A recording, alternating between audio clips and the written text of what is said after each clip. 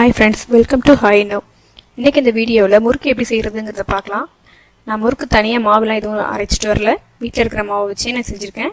அதுக்கு பாத்தீங்கன்னா 3 கப் அளவுக்கு பச்சரிசி மாவு. இது வீட்லயே நான் ரெடி பண்ண பச்சரிசி மாவு. நீங்க கடையில பாக்கெட்ல வாங்கியும் யூஸ் பண்ணிக்கலாம். 3 கப் பச்சரிசி மாவுக்கு 1/2 கப் அளவுக்கு உளுந்த மாவு. வெள்ளை உளுந்து பொன்னிறமா வறுத்துட்டு ஆற வச்சு மிக்ஸில பொடி பண்ணி சலிச்சு ஆட் பண்ணிருக்கேன். 1 ஸ்பூன் ஓமம், 1 ஸ்பூன் வெள்ளை எள்ளு. நீங்க ஓமத்துக்கு பதிலா ஜீரகம் கூட ஆட் பண்ணிக்கலாம். கொஞ்சமா பெருங்காயத்தூள், இந்த மாவுக்கு தேவையான உப்பு. அடுத்து பாத்தீங்கன்னா 1 டேபிள் ஸ்பூன் அளவுக்கு வெண்ணெய். வெண்ணெய் சேர்க்கும்போது பாத்தீங்கன்னா முறுக்கு ரொம்ப கிறிஸ்பியா இருக்கும். ஆட் பண்ணதுக்கு அப்புறமா கையால ஃபர்ஸ்ட் நல்லா எல்லாத்தையும் மிக்ஸ் பண்ணிக்கோங்க. அந்த பட்டர் மாவுல மெல்ட் ஆகிற அளவுக்கு நல்லா எல்லாத்தையும் ஒன்றா மிக்ஸ் பண்ணிடுங்க. பாருங்க, மிக்ஸ் பண்ணிட்டு எடுத்து பிடிச்சி பார்க்கும்போது இந்த மாதிரி மாவு ஒன்றா வரணும். இப்போ கரெக்டாக இருக்குது. இந்த ஸ்டேஜில் நம்ம தண்ணி ஆட் பண்ணிக்கலாம். எப்பயுமே முறுக்கு மாவு பிசைறதுக்கு வெந்நீர் தான் யூஸ் பண்ணணும், பச்சை தண்ணி ஆட் பண்ணிக்காதீங்க. இப்போ பாருங்கள், வெந்நீர் பார்த்தீங்கன்னா கீழே இந்த லைட்டாக அந்த பபிள்ஸ் வர அந்த ஸ்டேஜில் ஸ்டவ் ஆஃப் பண்ணிவிட்டு கொஞ்சம் கொஞ்சமாக மாவோட சேர்த்து மிக்ஸ் பண்ணிக்கோங்க. தண்ணி சூடாக இருக்கிறதுனால கையால் ஃபஸ்ட்டு பிசைய முடியாது. ஒரு கரண்டியை வச்சு மிக்ஸ் பண்ணிக்கோங்க. இதே மாதிரி கொஞ்சம் கொஞ்சமாக ஆட் பண்ணி நம்ம அந்த முறுக்கு மாவு பதத்துக்கு பிசைஞ்சிக்கலாம். இப்போ பாருங்கள், நம்மளோட முறுக்கு மாவு ரெடி ஆயிடுச்சு. இது மாதிரி கை வச்சு பார்க்கும்போது கையில் ஒட்டக்கூடாது. இப்போ 3 ஹோல்ஸ் உள்ள அந்த முறுக்கு வச்சு எடுத்திருக்கேன். இல்லை உங்களுக்கு தேவைன்னா உள்ள லைட்டாக எண்ணெய் தடவிக்கலாம். பாருங்கள், மாவு கையில் எடுக்கும்போதே கொஞ்சம் கூட ஒட்டவே இல்லை. இதுதான் முறுக்கு பாவு கரெக்டான ஒரு பதத்தில் இருக்குது. நீங்கள் இப்போ அந்த முறுக்கு அச்சியில் போட்டு உங்களுக்கு எந்த ஷேப் தேவையோ, சின்னதோ இல்லை பெருசோ அந்த மாதிரி தேவையோ, நீங்கள் ஒரு கரண்டியை வச்சு அது மேலே முறுக்கு புளிஞ்சிக்கோங்க. மெதுவாக முறுக்கு புளிங்க. உங்களுக்கு புளியும் போதே பார்த்தீங்கன்னா நல்லா ஈஸியாக வரும்.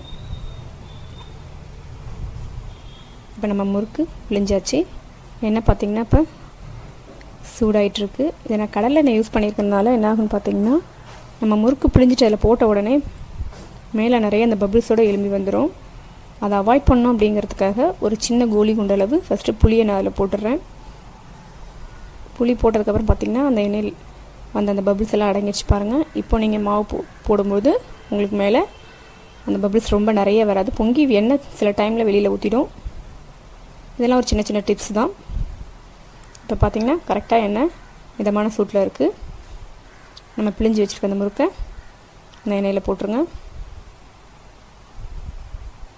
போட்டதுக்கப்புறமா அடுப்பை நல்லா மீடியம் ஃப்ளேமில் வச்சு, மீடியம் ஃப்ளேம் கூட இல்லை, கம்மி பண்ணுங்க, தீயை நல்லா கம்மி பண்ணிவிடுங்க. போட்ட உடனே முறுக்கு திருப்பி விடாதீங்க.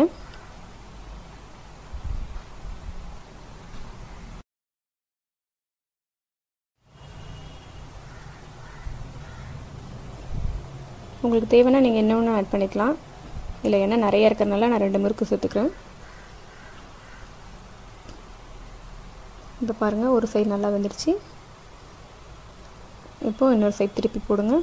இந்த பபிள்ஸ்லாம் அடங்கினதுக்கப்புறமா நம்மளோட முறுக்கு ரெடி ஆகிடும்.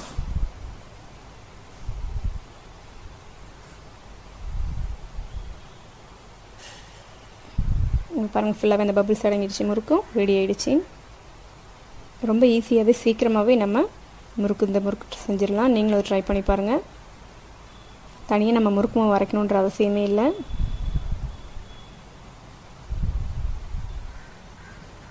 எடுத்த முறுக்கை டிஷ்யூ பேப்பரில் போட்டுருங்க. இதே மாதிரி மீதி இருக்கிற எல்லா மாவையும் ஒவ்வொரு முறுக்காக பிழிஞ்சி நம்ம எண்ணெயில் போட்டு எடுத்துடலாம். நம்மளோட முறுக்கு ரெடி ஆகிடுச்சு. நீங்களும் இந்த வீடியோவை ட்ரை பண்ணி பாருங்கள். எப்படி இருந்ததுன்னு உங்களோட கமெண்ட்ஸ் எனக்கு சொல்லுங்கள். இந்த வீடியோ பிடிச்சிருந்தேன்னா லைக் பண்ணுங்கள், ஷேர் பண்ணுங்கள்.